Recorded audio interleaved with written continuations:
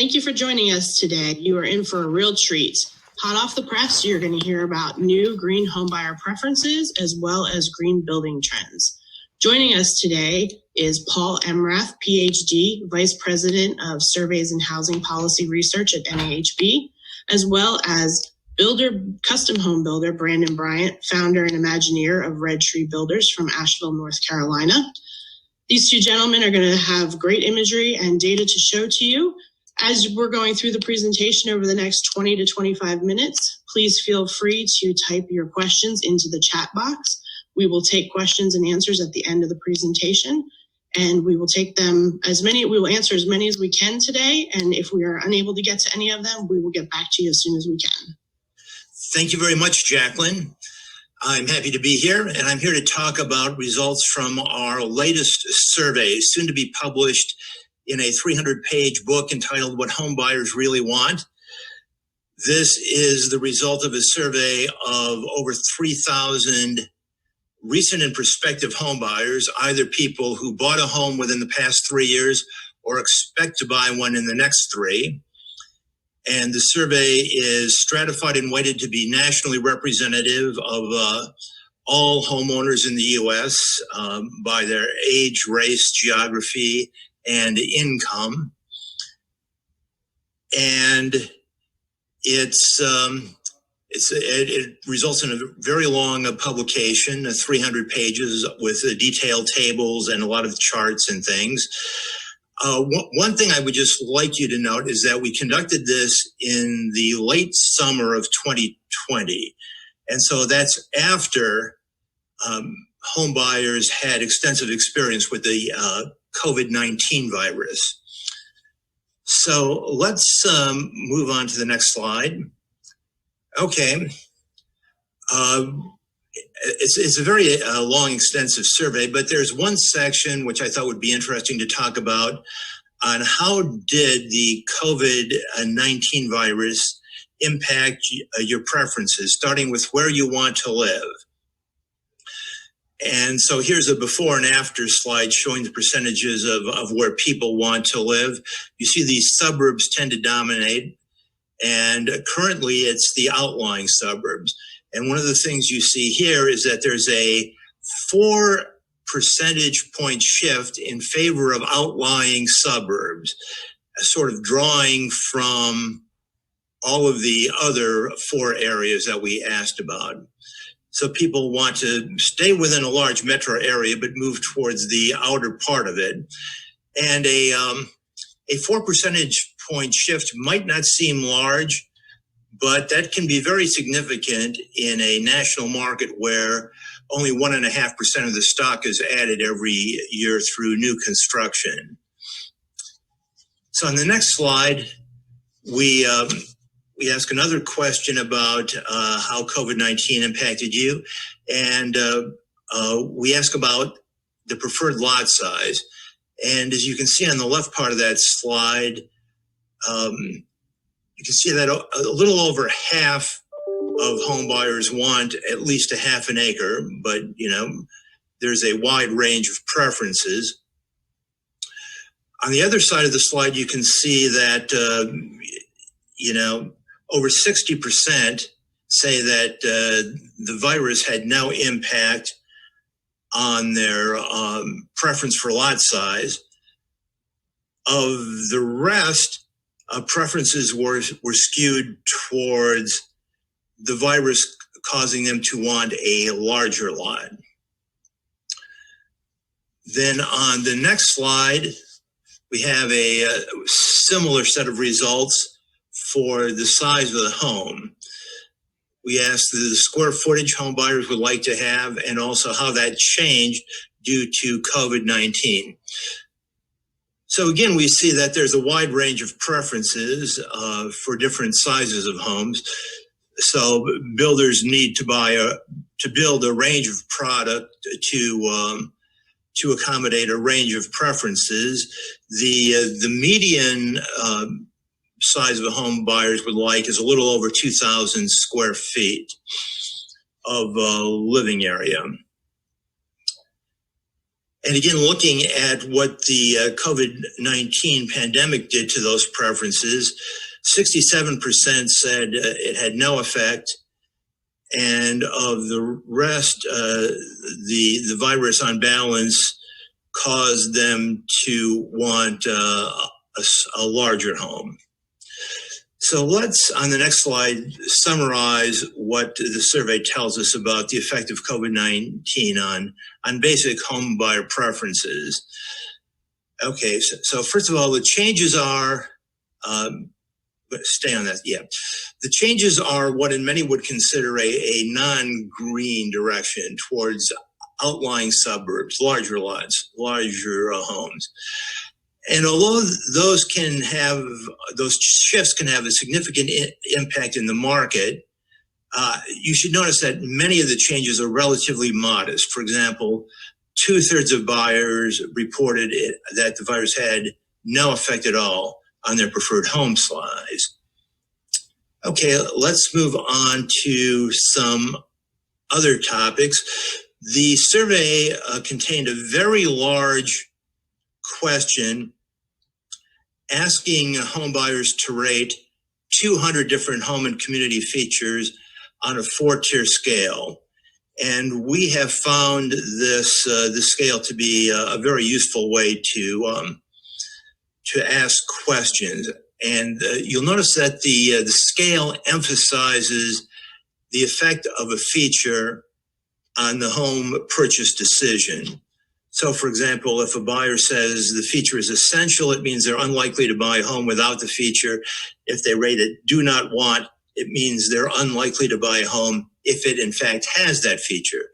They can also say the feature is desirable or that they're indifferent about it.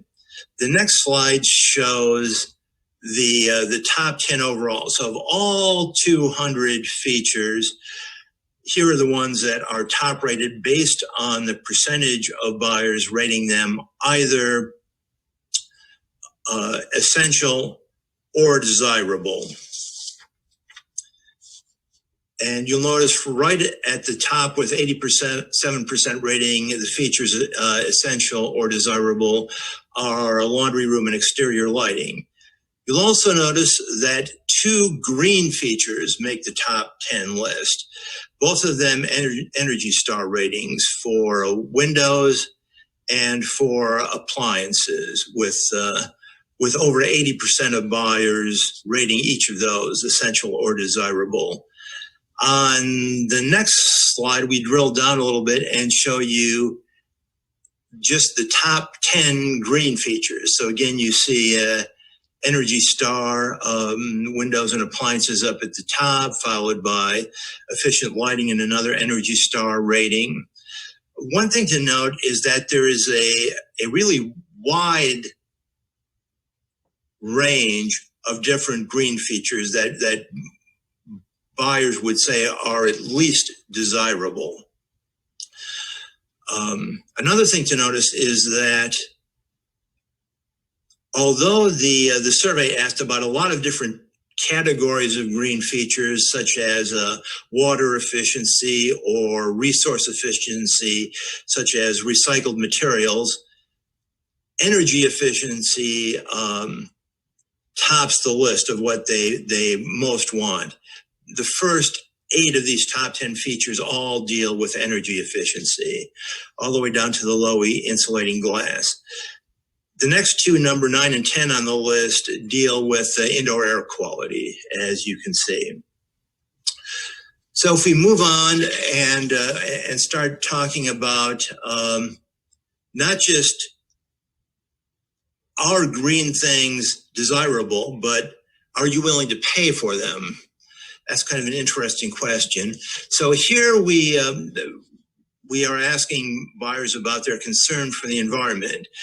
And you can see that 22%, perhaps a surprisingly large share, say they don't care about the environment. And only 15% are actually willing to pay more. In between are a middle category of over 60% who say that, yes, they are really concerned about the environment, but they don't take that into account when they buy a home, or they sort of would like a green home, but they're not willing to pay more for it.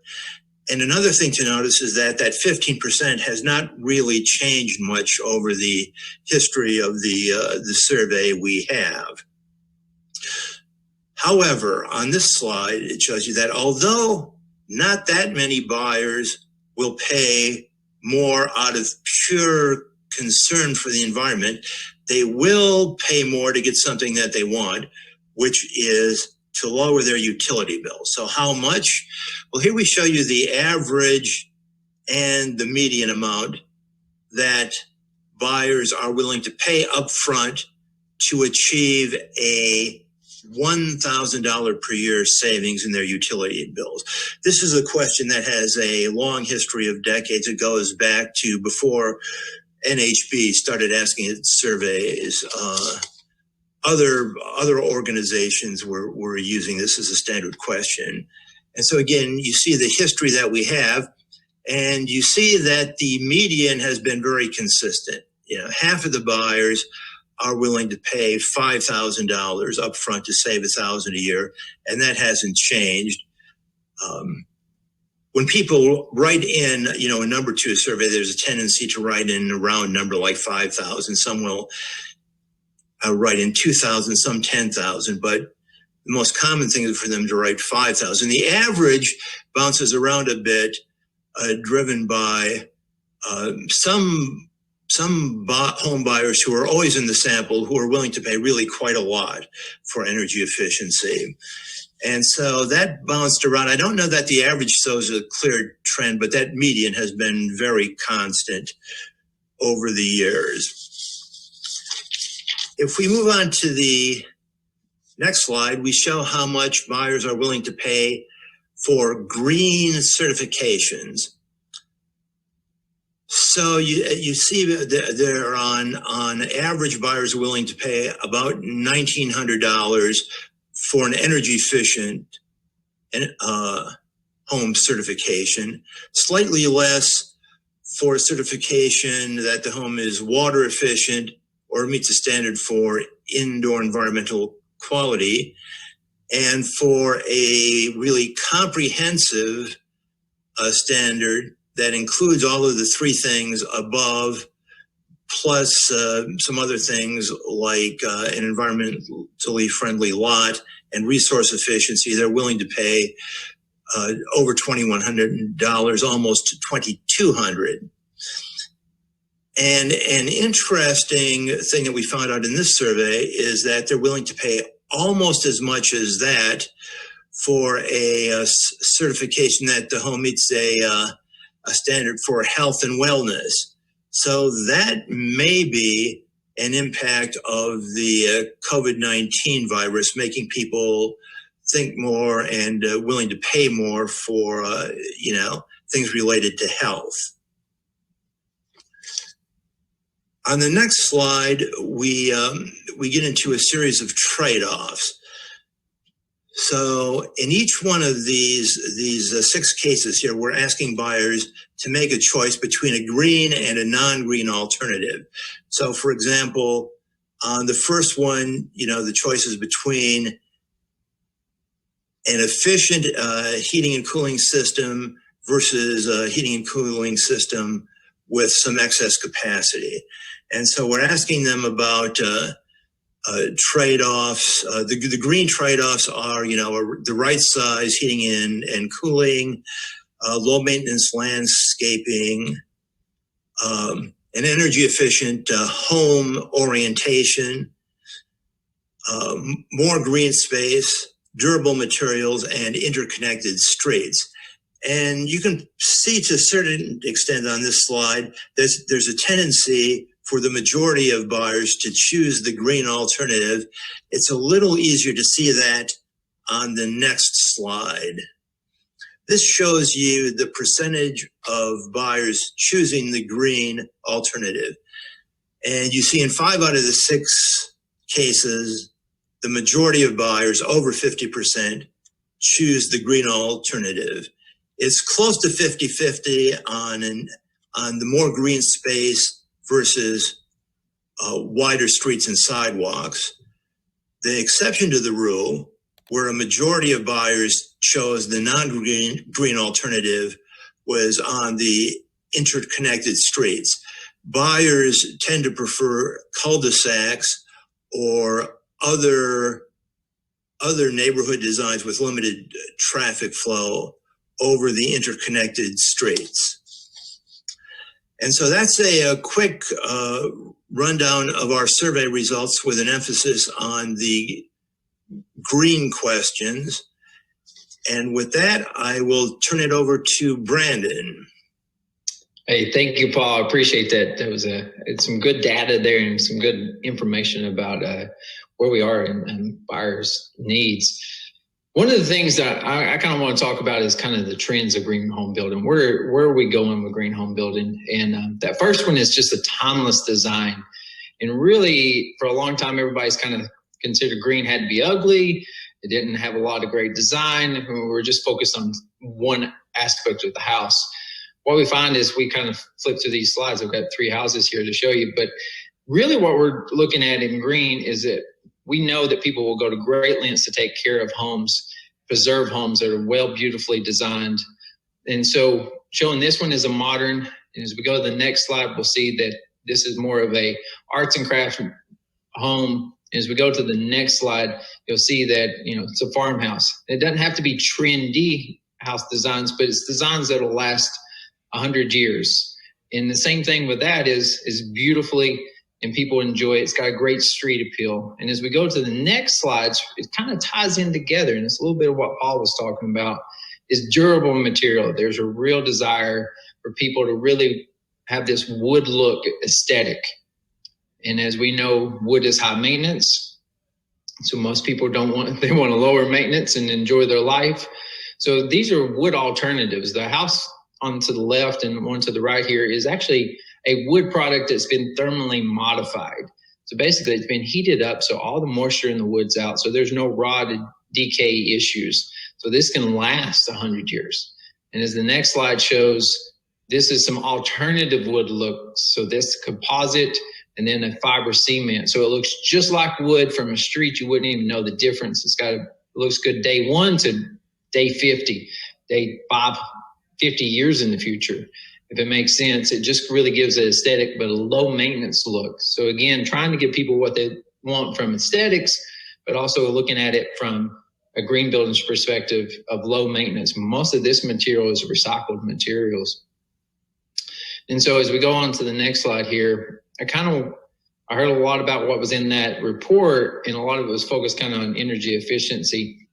And so I would say that probably as builders, we need to spend some more time being able to educate our consumers. So from here on out, I won't even really have any slides on energy efficiency. It's kind of one of those things, if we focus on health and comfort, energy efficiency ultimately just comes with that. And so one of those is this: we're doing a lot more in our homes now. We're cooking more in our homes. We are possibly working from our homes. Our kids may be doing school there. We may do workouts in our house. I might even do this press conference from my house. Who knows where we're at? So we're asking a lot more from our house. So this is an example of being able to have zone comfort. So if you sit in probably your car, and is giving you an example, me and my spouse, when we get in there and it's winter time, I'm going to turn it up to maybe 75 on my side. And then over there, she's got it at 68. Just happened yesterday. And she keeps trying to change mine. And so that your car is zoned, right? But you're only a foot away. This is really taking that concept of where it can actually work. And if you don't need a heat or cooler space, you can turn that space off. But in this example, I'm working out in my house. I want the temperature to be about 65. I don't want it to be 72. But if my kid's at home at school, maybe I do need that room at 72. So this is really using the current ability to really control our homes. We go on to the next slide.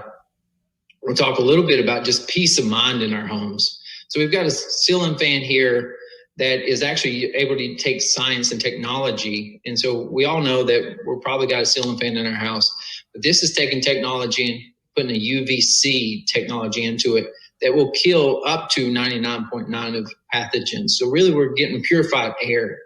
And this is something that's easily done in a remodel situation or a new construction, and really is kind of that peaceful mind of saying, hey, I know that I feel good in my house, and I know that we are safe in our homes.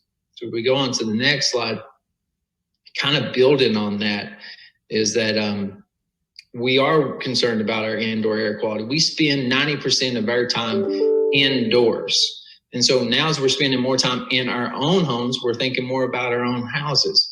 And so I've got a little bit here. 6 houses collect, a 6-room house would collect about 40 pounds of dust, which could be laced with 45 toxic chemicals, according to EPA. That's pretty serious. So what this does is this is taking a sensor in your house throughout, strategically placed 5 or 6 sensors, and it is really starting to indicate if you've got poor indoor air quality. Where we've been up until now is that we could have something like that on the left that would turn red or green. I'm telling you, got good air, we got bad air, but you didn't know what to do with it. And so this is really being able to take out and allow this just to work behind the scenes, and that if bad air is detected, that this fan would come on and would run for the appropriate amount of time to bring in fresh air, clean air. So what we're really trying to do is take care of the people that we're building homes for. And a lot of times they don't even know that we have the capability to do these things, or are we having these kind of conversations with our clients. So this was really allowing technology to do it behind the scenes and be able to have a problem and be able to solve it at the same time. Next slide, please. And couldn't talk about green home building without talking about health and wellness and really that connection to nature. We know that there's a real energy that we get from nature. So, not all the time are we able to have like that screen porch where there really is a connection. You're in the trees, but in there, it could be bringing the green inside. So if we're looking at smaller homes, that we just have that greenery feature, that we really start having that connection to nature and have an overall wellness. As we go to the next slide, it's kind of something that I have been really personally on a journey with, is there's a connection to color. And so as we're going to paint the walls no matter what, that is something we're going to do. It's not something we're going to ask people, do you want your walls painted? Of course we're going to paint them. And so really what it is doing is embracing what color does to our mental well-being. There is always a reaction, and it can set a mood. Color can provide direction, and it can express feelings. So it truly is a physical connection to, as you see it, there's an emotional connection to color, and really understanding that's important and how that plays into people's lives. That can really bring good energy to everybody.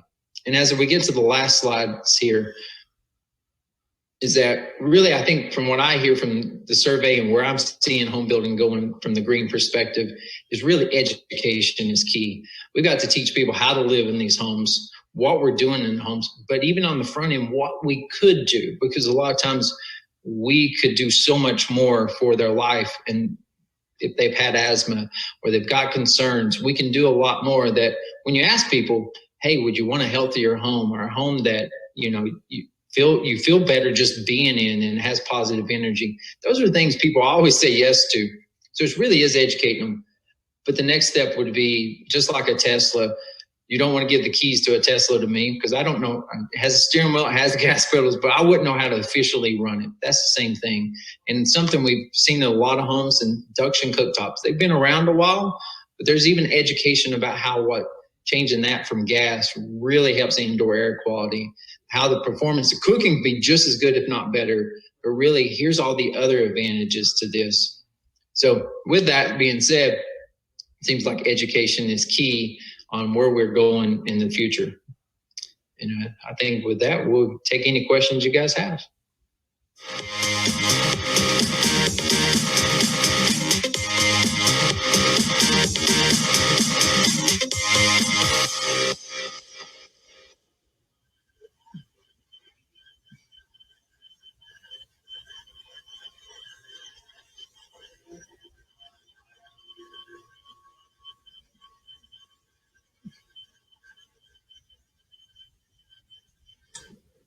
All right. Thank you both. As I'm We're seeing folks type some questions into the chat box. I've got one here for Brandon.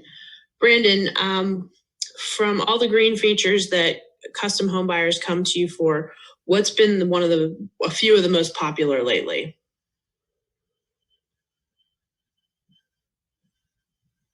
It would be a great question I could answer if I turned my mute off. And really, it is several of those things in there. It has been really resiliency and durability. And that's from the exterior. People are looking to just be able to find some peace and quiet and relax in their homes. Indoor wise, so almost everybody is asking us, what are we going to do for indoor air quality?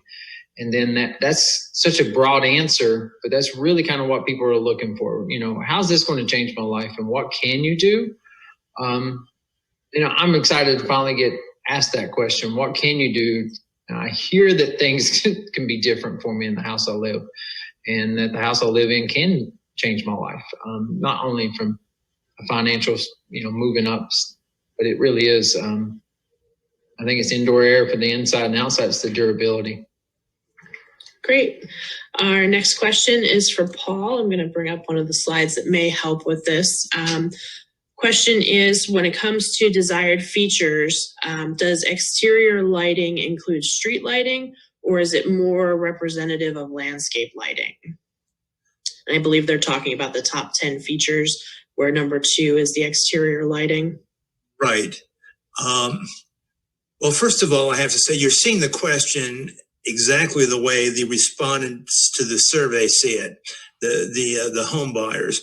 So we don't have, we didn't explicitly define it one way or the other, but I've got to believe they're thinking about the landscape lighting, not the street lighting. They're thinking about buying a home. So it's going to be things, in the home's yard, on the outside of the house, things like that. Brandon, do you have any thoughts on that as far as what types of exterior lighting that you typically provide or that folks are asking for? Yeah, so the outdoor living is just as important today as it's ever been. And I think maybe that is part of that. This path lighting, it's lighting in the evening or at a fire pit, that there's appropriate lighting around. And I think that probably is it. So we're doing a lot more on our decks, from can lightings to ceiling fans, but then just a lot of just low path lighting. That kind of segues into the next question. And Paul, we'll start with you based on what the survey results showed. But with COVID, there's been talk of adding extra rooms to new houses for functions that may not have been there before, or they're more needed before. What new types of functions or new types of spaces have kind of come up in the survey since COVID? Well, where we really see that is in our survey of remodelers. So we do see that people are adding in-law suites, extra space, converting rooms to home offices. We see things like that. But more than that, much more than that, we see them improving the things they always improve, their kitchen and baths. And in particular, the thing that Brandon was just talking about, something to help them enjoy the outside spaces around their home. So we really saw a surge in people who want decks and patios and porches in particular. Brandon, I'm going to toss that one to you too, as far as what folks are asking for more recently. Yeah, I think everybody's asking for everything. That's just kind of a joke, but you're exactly right. It's always, you got to nail the kitchen. It's that master bath, and it's a retreat area, and not everybody gets the opportunity to have an outdoor space, or maybe it's really small and we're kind of doing that. But there's even opportunities to have a retreat place inside the house plan. And Paul mentioned that kind of, creating those flex places or changing it. Well, I've seen just last year, and just plan design on the front end of what we were doing for plans was for married couples with kids, and now school's at home, and just that is that they wanted like a little retreat place. It was like a hidden door, and it's not in the bedroom, because the bedroom, you have a certain feel when you go in the bedroom, but it was just another room with open floor plans. It was just like, there's a room for me to just get away from the chaos for 30 minutes to an hour and do whatever I want to do, if that makes sense, and have some peace and quiet. And the kids know that I'm in my area to not bother me, to let me relax. But it is really kind of finding that escape, because we're in our homes for so long. We need to find a way to escape, to get out of them.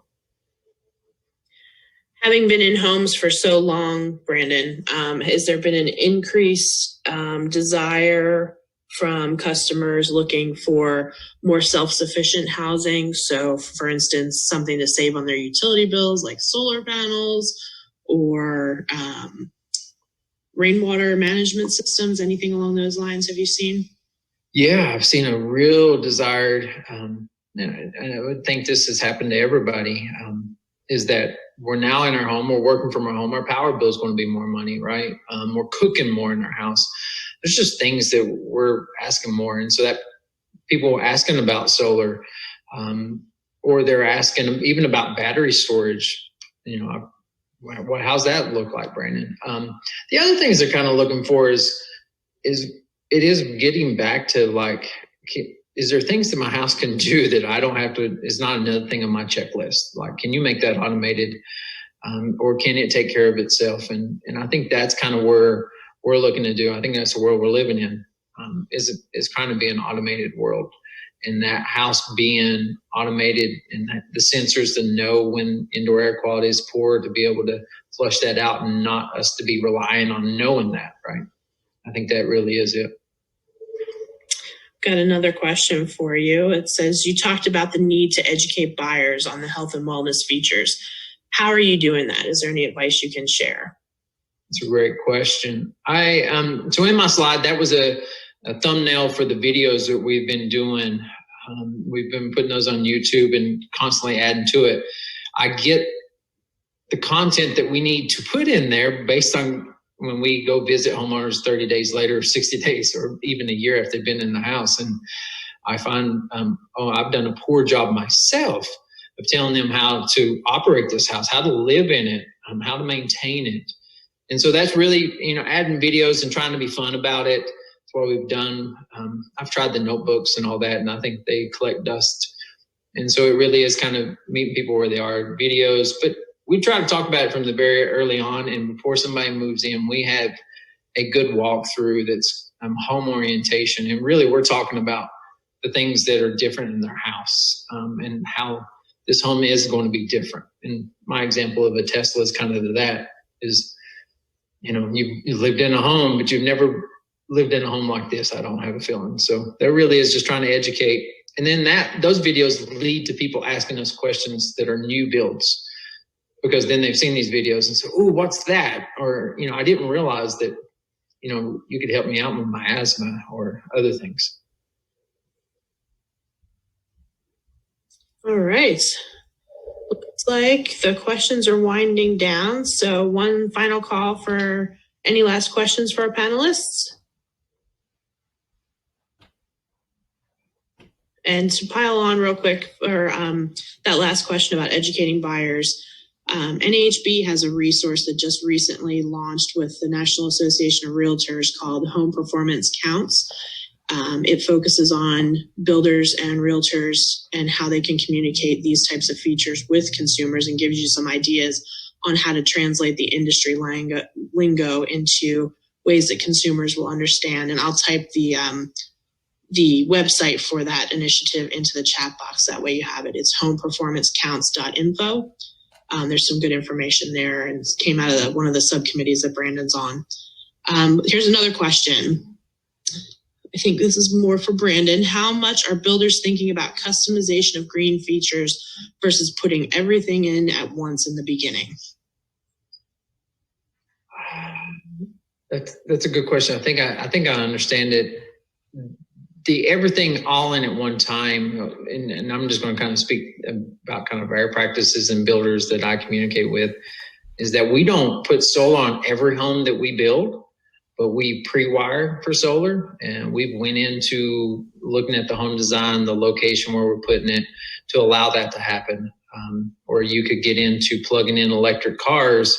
We will rough in a charging station where someone could add on a charging station later on, that we're not going all the way in. I do also always worry, though, as a green builder, that it's very a holistic approach, and there's cause and effects. So there's customizations. Maybe I would say there's things you can add on and that we can do as a builder to make that add-on easy.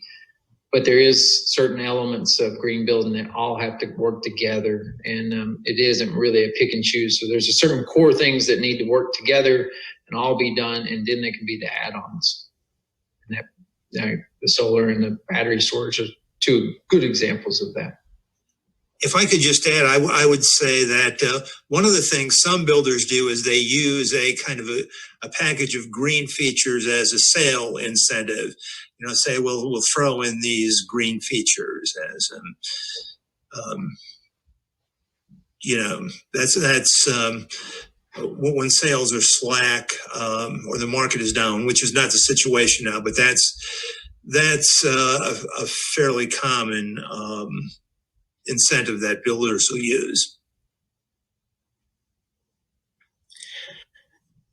All right. I think that does it for us for today. Thank you, everybody, for joining us.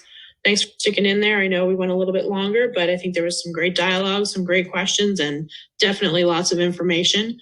If you are interested in the slide deck, please send us your email address or reach out to Elizabeth Thompson. I typed her contact information into the chat earlier. Feel free to send her an email, and she will follow up with the slide deck, and then also the final report of all the information that Paul presented today will go on sale later this month at builderbooks.com. Thank you, gentlemen, and have a good rest of the day.